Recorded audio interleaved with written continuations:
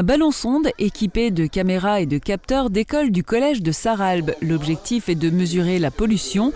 Les élèves ont participé avec enthousiasme à l'expérience préparée avec leur professeur de maths. Le ballon a terminé sa course 30 km plus loin à Rohrbach-les-Bitches.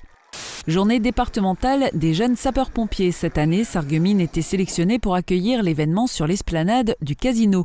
Au programme, défilé, inspection des troupes par les autorités, diverses allocutions et enfin l'inauguration du village JSP.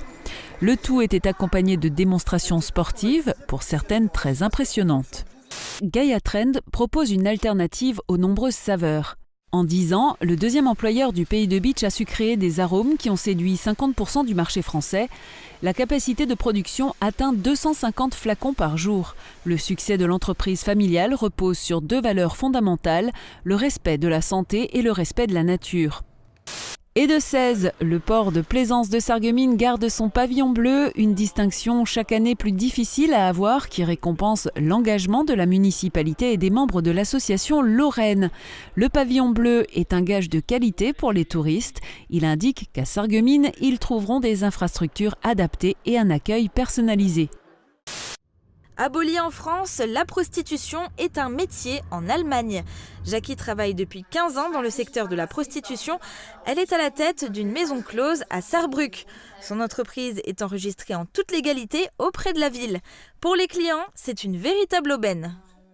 42 élèves de primaire nettoient les rues de Wustwiller. Avec leurs pinces, leurs gants et leurs sacs, ils ont arpenté le chemin de vie du Chambourg et les rues principales en se demandant pourquoi les gens jettent des déchets dans la rue.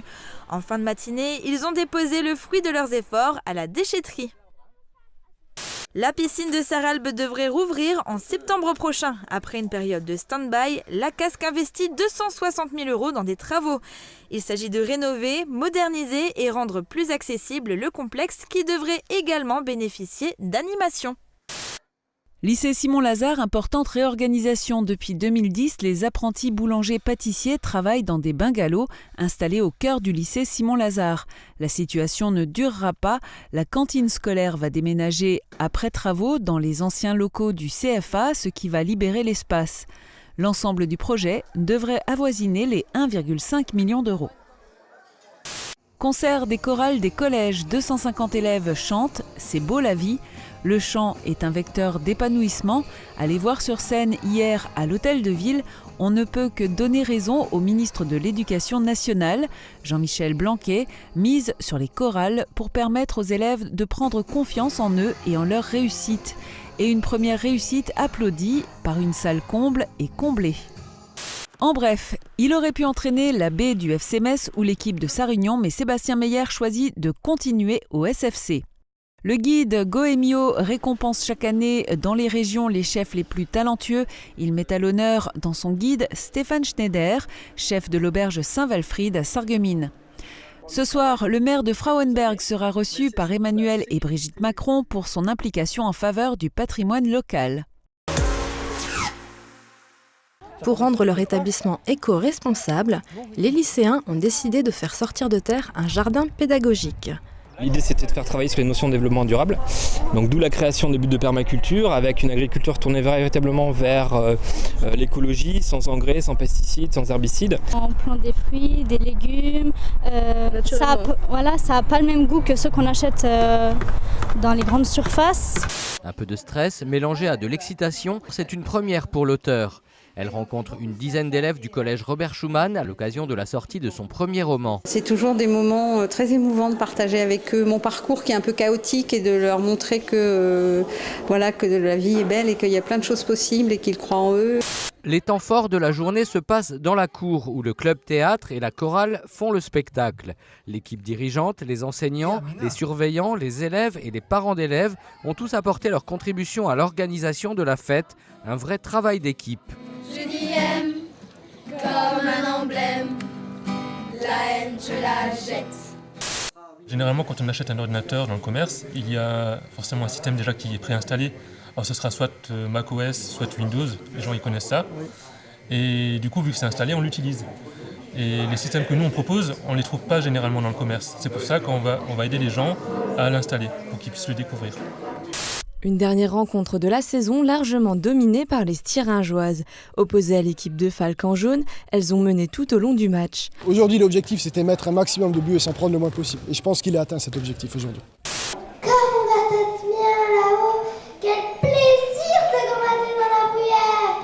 L'objectif était de préparer ces élèves de CE2 à une lecture orale face à un public, en groupe, parce que je pense qu'ils sont un peu jeunes et quelque part en groupe ils se sentent un peu plus forts. Je savais pas ce que je voulais faire plus tard, du coup en sortie de 3e, j'ai décidé, j'avais pas envie d'aller en école générale, du coup je voulais travailler, du coup je suis venu en alternance et ça m'a plu. En moyenne c'est 8 ans une carrière de footballeur, et après ces 8 ans il n'y a plus rien derrière, vous n'avez plus de revenus, vous n'avez plus rien, il faut travailler, il faut se remettre dans le monde du travail, il faut reprendre une vie entre guillemets normale. Je veux surtout leur dire qu'avant le sport il faut former l'homme. La base de l'homme, c'est l'école aujourd'hui, chez les jeunes. C'est important, il ne faut pas négliger tout ça et il faut vraiment faire en sorte qu'il y ait une base scolaire solide. Là, c'est parfait. Là, parfait, c'est le mot, parce qu'il est parfaitement ajusté. Après une implantation à Longeville et Saint-Avold, puis Faré-Bersvillers, l'enseigne poursuit son développement dans la région. L'occasion de tester ses connaissances, mais aussi d'aller à la rencontre du public et de le sensibiliser aux engagements de l'IFSI. C'est plus facile aussi comme on est des étudiantes, en soins infirmiers, les gens sont plus ouverts, acceptent plus facilement de parler avec nous. Et donc voilà, on leur a parlé de l'Europe.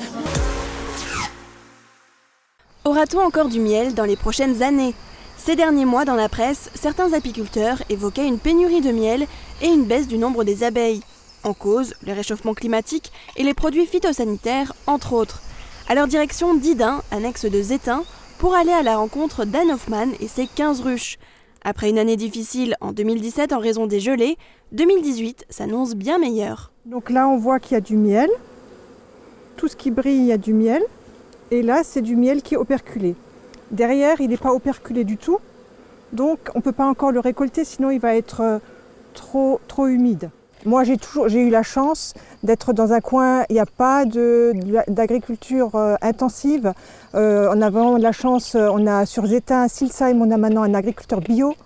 Donc, on a de ce côté-là, au point de vue des pesticides, je pense qu'on a beaucoup de chance. Avec 60 000 abeilles par ruche, Anne Hoffman n'a pas remarqué de baisse du nombre de ses abeilles en 10 ans d'activité.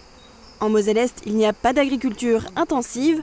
Quant à la diminution de la quantité de miel, d'autres facteurs peuvent entrer en ligne de compte.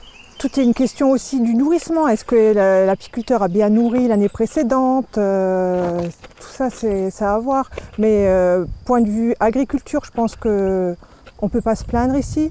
Et on a même une grosse variété de miel. On va sur Frémin pour faire du miel d'acacia. Sur Sarreguemines, on peut faire du miel de tilleul. Nous entrons dans une période avec beaucoup de mielés et de pollen. Même si ce n'est pas son métier, mais une passion, Anne n'a pas le temps de chômer. On vit en fonction du rythme de la ruche. On ne part pas en vacances au printemps et en été à cause des ruches. Et voilà, c'est une façon de vivre avec la nature. Je m'imagine déjà être très vieille, donc au moins 100 ans. Donc peut-être quand j'aurai 100 ans, j'aurai encore une ruche. Mais en attendant, jusqu'à 99 ans, j'en aurai 20. À Didin, dans tous les cas, le miel et les abeilles ne sont donc pas prêts de disparaître.